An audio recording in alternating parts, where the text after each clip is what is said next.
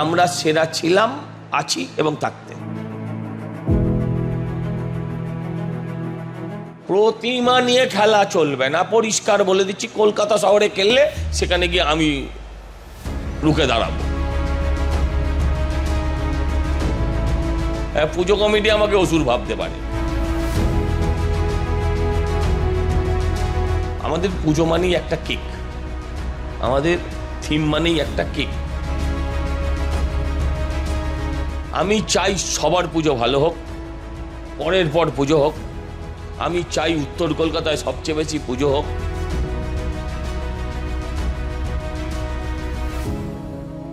পুজোর ঢাকে কাঠি পড়ে গেল কোথায়? সন্তোষ মিত্র স্কোয়ারে সজলদার পুজো বলে যেটা বেশি পরিচিত।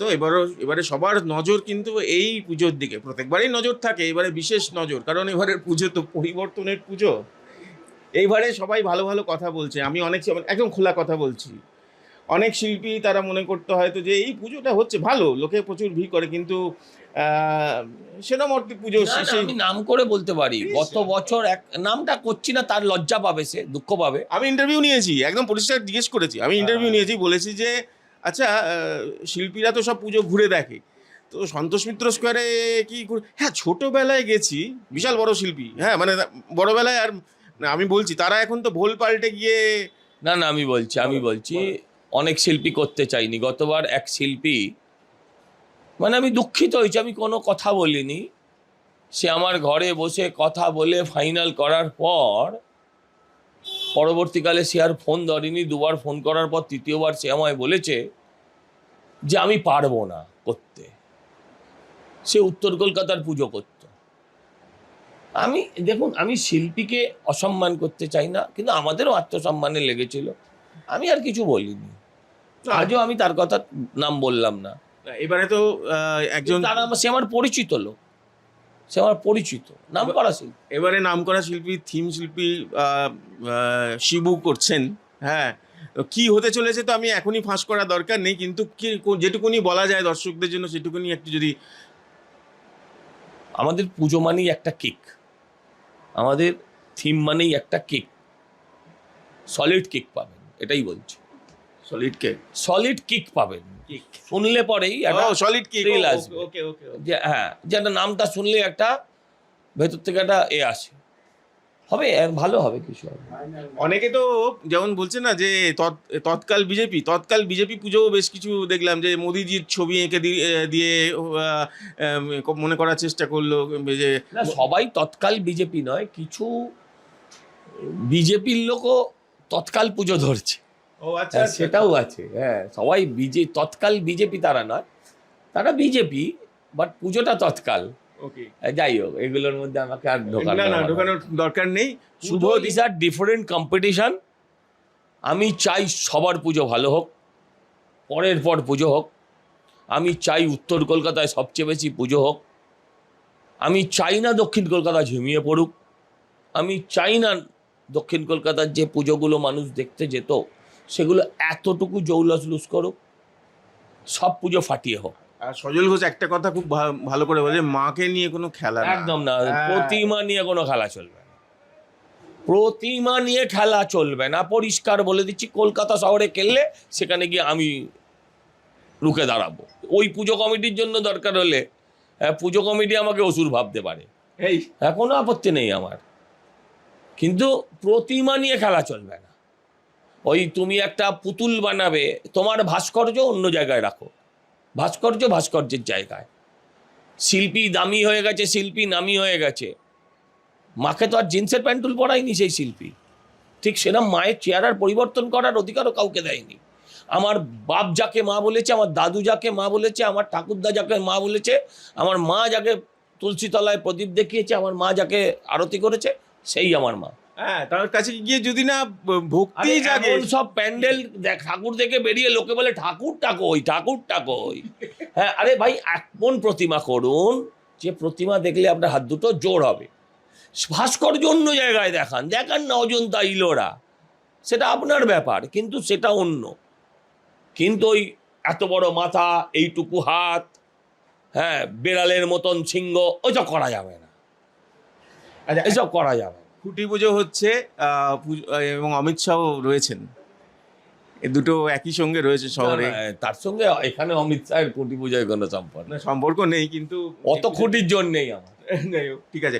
আর আর পুজোয় নিয়ে আসবো। আর সজল ঘোষের পুজো মানে তো সজল ঘোষের পুজো নয় অ্যাকচুয়ালি, সজল ঘোষের পুজো নয়, নয় নয় না, আমি এটা বলছি সন্তোষ মিত্র স্কয়ারের পুজো, এবং এখানে আমি বলিনি। আর যদি পুজোতে কারোর নাম জুড়তে হয় তাহলে আমার স্বর্গত বাবা, তার নাম করা উচিত। সজল ঘোষের এখানে খুব একটা ভূমিকা নেই। এখানে মহিলা মহল তারা কিন্তু ভীষণ গুরুত্বপূর্ণ আছে তো, ভূমিকা আছে তো, পালন করেন। আছে। এবং অমিত শাহজিকে টিকা পরানোর যে ব্যাপার, আরে সেগুলো টিকা শুধু না, আমি বলছি মহিলারা, আর টিকা তো যে কোনো মহিলায় পরিয়ে দেবে সেটা কথা না, সনাতন না না, আমি বলছি সেগুলো সব করে, ওটা না।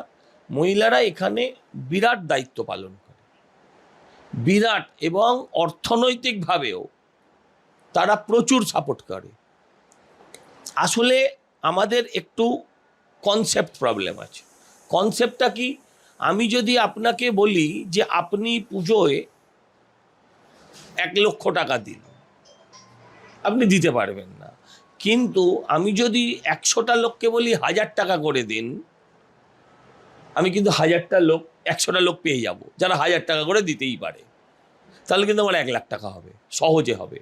এটা হচ্ছে কনসেপ্ট। এই মহিলারা আমাদের অর্থনৈতিকভাবে এইভাবে প্রচুর সাহায্য করে। এবং সেখানে মিসেস সজল ঘোষেরও একটা ভূমিকা আছে থাকে, তো, ভীষণ রকম ভূমিকা থাকে, ভালো দায়িত্ব আছে, হ্যাঁ। দায়িত্ব নিয়ে করে। কারণ এবার কিন্তু যা প্রথম থিম পুজো, দেখেছেন, যা দেখেছেন, আরে থিম শিল্পী হলেই যে থিম হতে হবে ওরম না, সবকিছুই থিম, সবটা থিম। আপনাদের ধারণাগুলো ভুল। না, যে দর্শকদের আমরা বলো। যেটা করি সেটা কি থিম নয়? দর্শকদের আমরা বলো। যখন জাহাজ করেছি ওটা কি থিম নয়? আমি আমি বলছি, মনে করি না, মানে আমি মনে করি যে এটা পুজো ভীষণ রকম। আমি বলছি, আরে থিম হলে কেন পুজো হবে না? থিমের সঙ্গে ঠাকুরটাকে মেলাতে হবে, এমন কথা কোথায় লেখা আছে? থিমের সঙ্গে ঠাকুরটাকে মেলাতে হবে কোথায় লেখা আছে? আগেকার দিনে পুজোর প্যান্ডেল হতো একটা গম্বুজ, তাতে ত্রিশূল, তারপরে একটা এরম চূড়া, তাতে একটা ক্রস, আর মাঝখানে একটা চাঁদ তারা ওলা মসজিদের টাইপ। তার মানে কি ঠাকুরটাকে কপিন বক্সে রাখতো? সেরকম তো নয়। থিমের মতো হোক, পুজো এবং ঠাকুরটা ঠাকুরের মতো হোক, পুজো এবং ঠাকুরটা ঠাকুরের মতো হোক, দুটো হোক। উৎসব সবাই করো না, পুজো তো হিন্দুরা করবে, এতে তো কোনো ভুল নেই। তারা পুজোটাও ভালোভাবে দিক।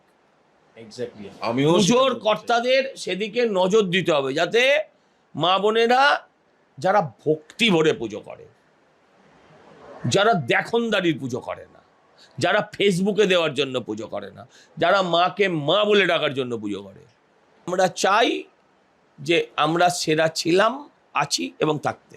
তুমি ঢাক বাজাতে পারো?